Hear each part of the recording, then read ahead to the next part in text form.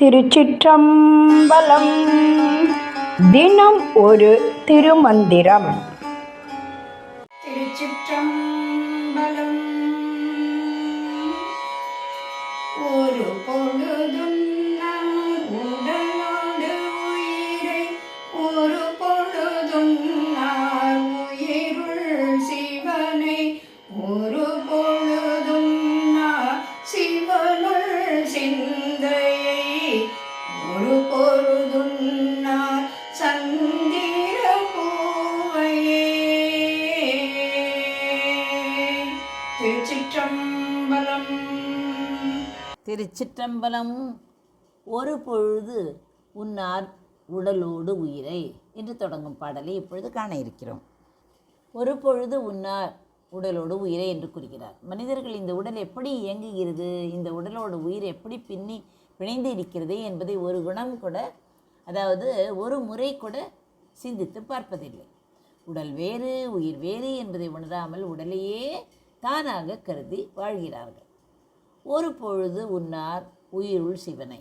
உயிரை பற்றி சிந்திக்காதவர்கள் அந்த உயிருக்குள்ளே உயிராக நீண்டு இயக்கும் என்று கூட கூறலாம். சிவபெருமானை, இறைவனை ஒருபோதும் நினைத்து பார்ப்பதில்லை.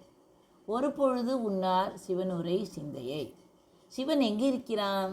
அவன் நம் சிந்தையில்தான், அதாவது மனதில் உரைகிறான். அந்த சிவபெருமான் குடியிருக்கும் நம்முடைய மனதை சுத்தமாக வைத்து கொள்ள வேண்டும் என்பதையும் அவர்கள் நினைப்பதில்லை. ஒரு பொழுது உன்னார் சந்திர பூவே. இறுதியாக யோக பயிற்சியின் மூலம் சிரசில், அதாவது தலையில் மலரும் சந்திர மண்டலத்து அமுதம் போன்ற பேரின்பத்தை சந்திரப்பூ என்று கூறுகிறாரே, அதுதான் ஒரு பொழுதும் தேடி அறிவதில்லை என்று கூறுகிறார். இதன் சுருக்கம்தான் என்ன? மக்கள் உடலையும் உயிரையும் ஆராய்வதில்லை, உயிருக்குள் இருக்கும் சிவனை அறிவதில்லை, சிவன் உரையும் மனதை பேணுவதில்லை, அதன் விளைவாக கிட்டும் பேரின்பத்தையும் அடைவதில்லை. இதை விளக்குவதற்காக ஒரு கதையை நாம் பார்க்கலாம். முன்பு ஒரு காலத்தில் ஒரு பிச்சைக்காரன் ஒரு பழைய கிழிந்த சாக்குப்பையின் மீது அமர்ந்து பல வருடங்களாக பிச்சை எடுத்து கொண்டிருந்தான். வறுமையால் வாடிய அவன் ஒரு வேளை உணவுக்கே திண்டாடி விட்டான். ஒரு நாள் அந்த ஊருக்கு வந்த ஒரு ஞானி அவன் அமர்ந்திருந்த இடத்தை பார்த்துவிட்டு சிரித்தார். பிச்சைக்காரன் கேட்டான், ஐயா, நான் இவ்வளவு கஷ்டப்படுகிறேன், நீங்கள் சிரிக்கிறீர்களே என்றான். ஞானி சொன்னார், அப்பா, நீ எதன் மீது அமர்ந்திருக்கிறாய் என்று உனக்கு தெரியுமா? நீ அமர்ந்திருக்கும் இந்த சாக்குப்பையின் அடியில் மண்ணுக்குள் ஒரு பெரிய மரப்பெட்டி இருக்கிறது. அதில் உன் வாழ்நாள் முழுவதும் சுகமாக வாழ தேவையான வைரக்கற்கள் இருக்கின்றன. நீ அந்த பெட்டியை தோண்டாமல் அதன் மேலே உட்கார்ந்து கொண்டு மற்றவர்களிடம் ₹1 கையேந்துகிறாயே என்று கேட்டார்.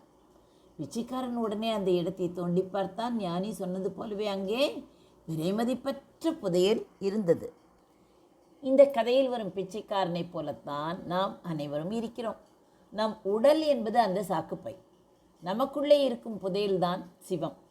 நாம் அந்த புதையலை தேடி நமக்குள், அதாவது சிந்தையில் செல்வதை விட்டுவிட்டு வெளியுலகில் சிற்றின்பங்களுக்காகவும் பிறரிடம் அங்கீகாரத்திற்காகவும் பிச்சை எடுத்து கொண்டிருக்கிறோம்.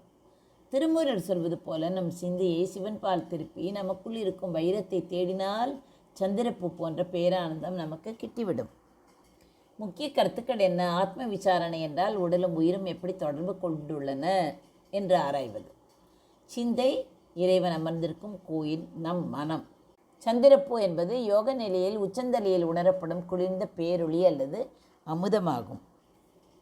ஒரு பொழுது உன்னார் உடலோடு உயிரை, ஒரு பொழுது உன்னார் உயிருள் சிவனை, ஒரு பொழுது உன்னார் சிவனுரை சிந்தையை, ஒரு பொழுது உன்னார் சந்திரப்பூவே. நன்றி, வணக்கம். உமா பாலசுப்ரமணியன்.